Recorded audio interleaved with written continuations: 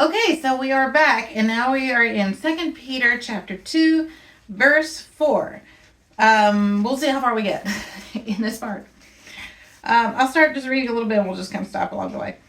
For if God did not spare angels when they sinned, but sent them to hell, this is also Tartarus that we mentioned last time, putting them into gloomy dungeons. In other translations, and also the original, also talk about chains. Yeah. Gloomy darkness. And this is, we also get more of a picture of that it is changed by reading Jude.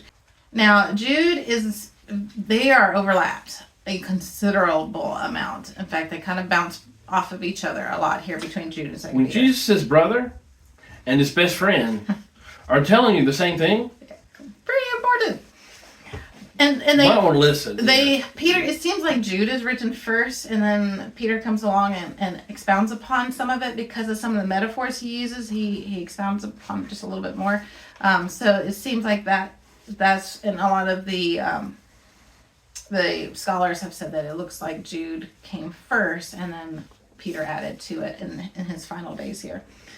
Okay, so for if God did not spare the angels, this is also talking about the Nephilim when they sinned, but sent them to Tartarus, putting them into chains to be held for judgment. Let's just start right there. Okay, so what do you want to start with? well, first of all, what is he talking about? For if God did not spare angels or the Nephilim when they sinned, what are we referring to? Okay, so we talked about context, right? You know, whenever I say, it's a beautiful day in the neighborhood, right? Most of your brains instantly go, Mr. Rogers.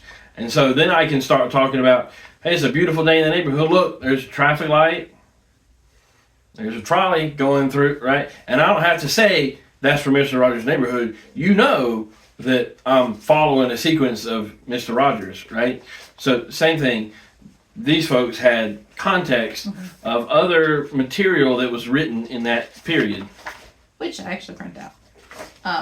I have a ton of notes on the back apparently.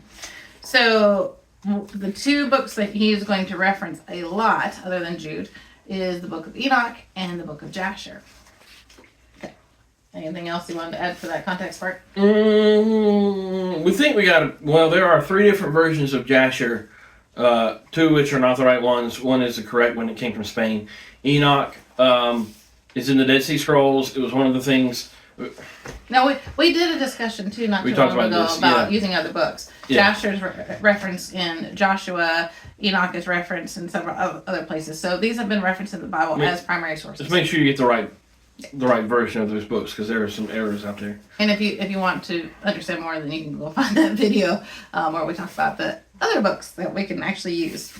Okay, so this is their context. They're going to be using Jasher and Enoch in a lot of this.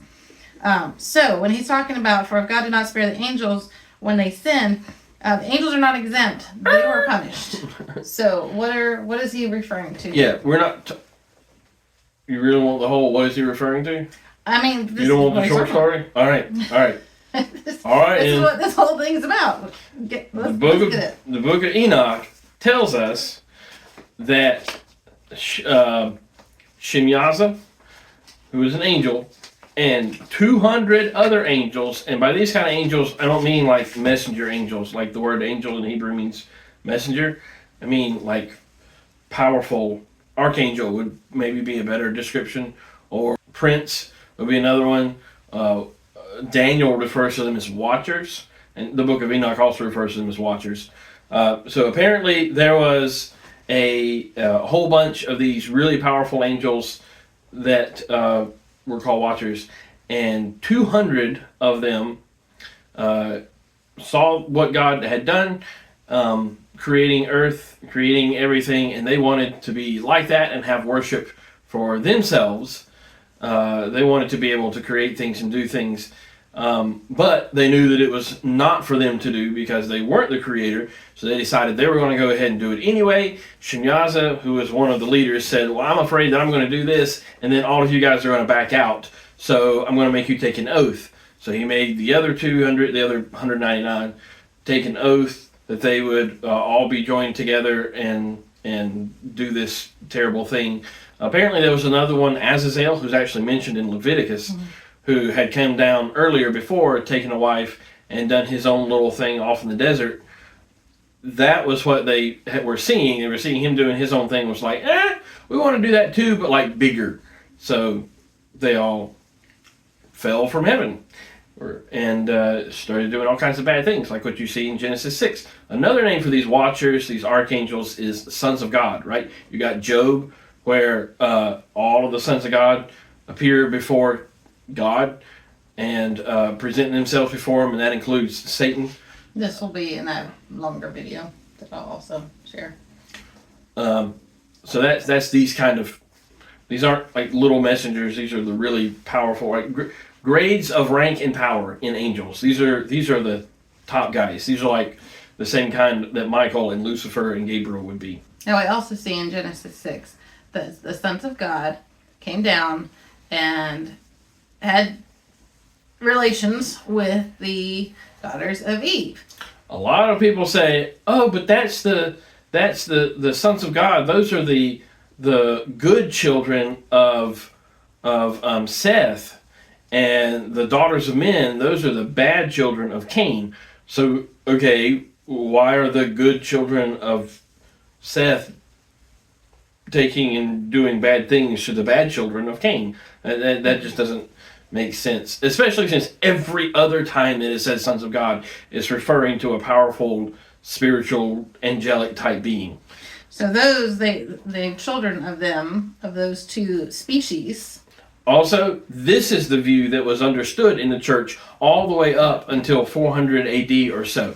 And then Augustine came around, and he had been part of a group that really liked Enoch, and he didn't like the group that he was a part of anymore, so he took a lot of the original Jewish thought and the original Enochian understanding out of the church and made it some stuff of what we've heard today. It's only been in the last 100 or so years, even more since the Dead Sea Scrolls, that the thought has gone back from, sons of God, daughters of men, that's Seth and Cain's descendants, back to the original sons of God being powerful, angelic, versus daughters of men being actual humans. And you still have a lot of schools of thought that make that look mystical, and that is too supernatural for us to use. The entire Bible is supernatural. Have you read the Bible? I mean, the entirety accents floating up out of water, dead coming to life. Wheels in a wheel.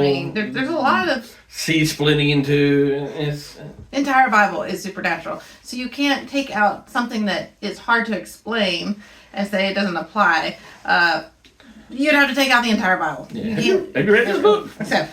So they're talking about the Nephilim. The Nephilim are the children of those. Now, they were not spared. There's a lot. You said the whole thing. I know, you could go into a lot, but let's focus a little bit more. So he's talking about the angels that are in prison. He's talking about the 200 that came down from heaven, that fell from heaven. Okay, so if he did not spare the ancient world when he brought the flood on his ungodly people, but protected Noah, a preacher of righteousness, and 7 others, that's his family.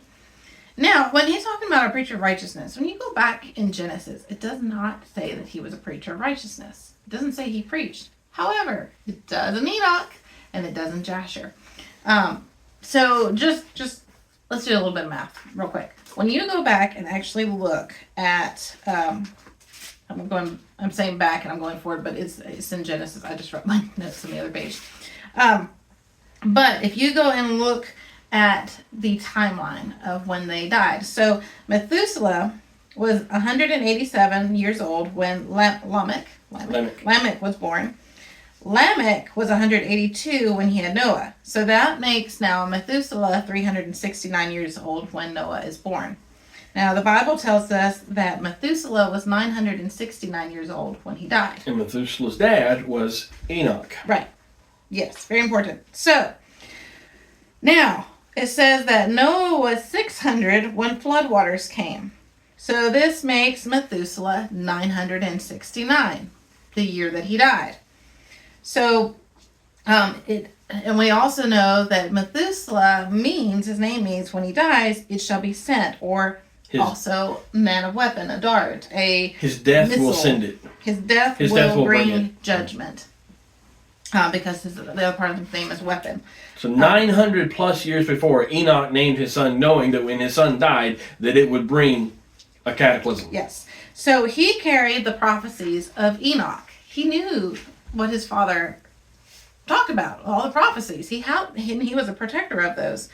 And it says in Jasher that Noah and Methuselah preached 120 years. So there's some discussion because of what it says in Genesis about the 120 years, that the life will be shortened, is more explained when you read the original language in the Hebrew.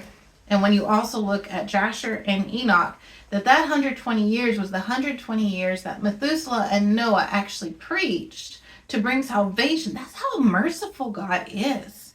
120 years they preached about the flood. I mean, after a week of nobody getting saved or nobody repenting, yeah, all right, Granddad, I'm tired of doing this. I know, but God said we got to keep going. So they had to keep going. Imagine getting no responses to something that you're trying to do for 120 Only their family years. of 7 was saved after 120 years. And it says in the book of Jasher or Enoch, I can't remember which one now, says that it was 5 years. Maybe both of them actually corroborated that. I think both of them said that. That it was 5 years that it took them to actually build the ark. To build the ark, yeah. So it was actually a very short amount of time. But it also says in Jasher, I believe it was Jasher. I mix the two up sometimes. But Jasher is the one, and I love this because it's so applicable today, to today, that it says that Noah was not scared. He refused to get married and to have kids for a long time. Actually, he was quite old before he did, because he knew that the flood was coming. He knew the destruction was coming, and he didn't want to do that. What's the point? I mean, there's destruction coming. All the way back to Adam. Like Adam, it says in one of them, I can't remember which, was a prophet and knew that the earth would be destroyed by flood and by fire. He didn't know which one was coming first. I think it wasn't Enoch. I think it was Seth that knew that flood was coming first. So they knew for centuries, millennia, like 1 or 2 millennia. Well, okay, yeah, centuries, that the flood was coming. Yeah. Okay, so it's in Jasher. It says, Noah the son of Lamech refrained from taking a wife in those days to beget children, for he said, surely now God will destroy the earth. Wherefore then shall I beget children? And Noah was just a man. He was perfect in his generation. And the Lord chose him to raise up seed from his seed upon the face of the earth. And the Lord said unto Noah, take unto thee a wife, and beget children, for I have seen thee righteous before me in this generation. And thou shalt raise up seed, and thy children will with thee in the midst of the earth. And Noah went and took a wife, and he chose Naamah, the daughter of Enoch, and she was 580 years old. So his great aunt. And he was 490 years old. She was 100 and something years older than him. Yeah. so he waited alone. That's poor. Can you imagine? Most people in that time had kids when they were in their 100s.